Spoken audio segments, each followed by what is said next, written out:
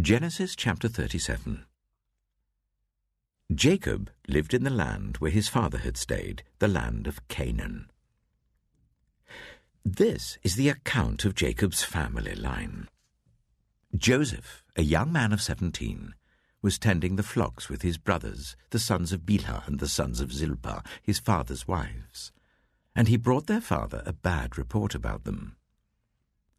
Now Israel loved Joseph more than any of his other sons, because he had been born to him in his old age, and he made an ornate robe for him. When his brothers saw that their father loved him more than any of them, they hated him and could not speak a kind word to him.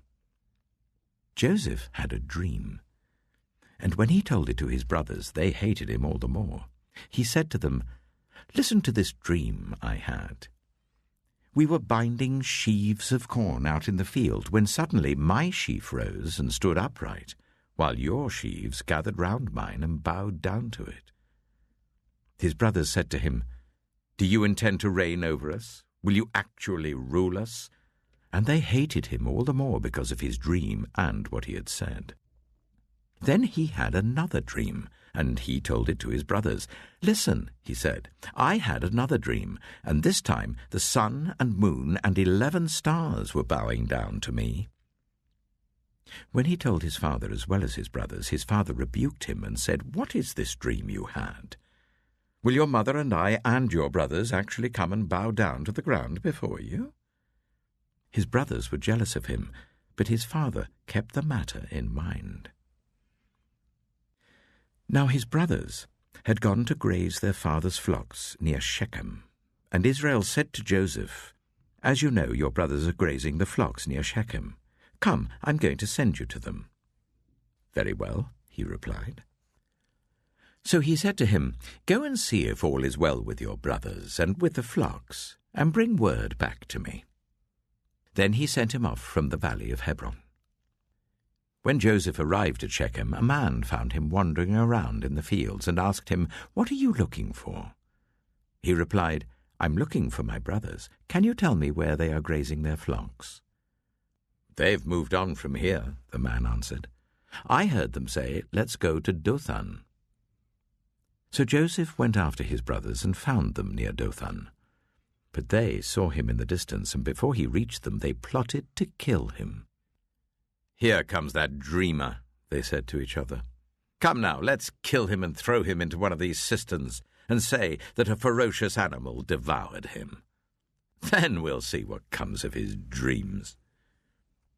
When Reuben heard this, he tried to rescue him from their hands. "Let's not take his life," he said. "Don't shed any blood. Throw him into this cistern here in the wilderness, but don't lay a hand on him." Reuben said this to rescue him from them and take him back to his father. So when Joseph came to his brothers, they stripped him of his robe, the ornate robe he was wearing, and they took him and threw him into the cistern. The cistern was empty, there was no water in it. As they sat down to eat their meal, they looked up and saw a caravan of Ishmaelites coming from Gilead. Their camels were loaded with spices, balm and myrrh, and they were on their way to take them down to Egypt.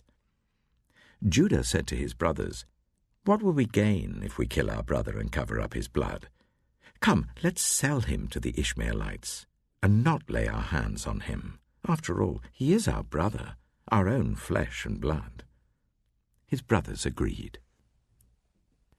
So when the Midianite merchants came by, his brothers pulled Joseph up out of the cistern and sold him for 20 shekels of silver to the Ishmaelites, who took him to Egypt. When Reuben returned to the cistern and saw that Joseph was not there, he tore his clothes. He went back to his brothers and said, "The boy isn't there. Where can I turn now?" Then they got Joseph's robe, slaughtered a goat and dipped the robe in the blood. They took the ornate robe back to their father and said, "We found this. Examine it to see whether it is your son's robe." He recognized it and said, "It is my son's robe. Some ferocious animal has devoured him." Joseph has surely been torn to pieces." Then Jacob tore his clothes, put on sackcloth, and mourned for his son many days. All his sons and daughters came to comfort him, but he refused to be comforted. "No," he said, "I will continue to mourn until I join my son in the grave." So his father wept for him. Meanwhile, the Midianites sold Joseph in Egypt to Potiphar, one of Pharaoh's officials, the captain of the guard.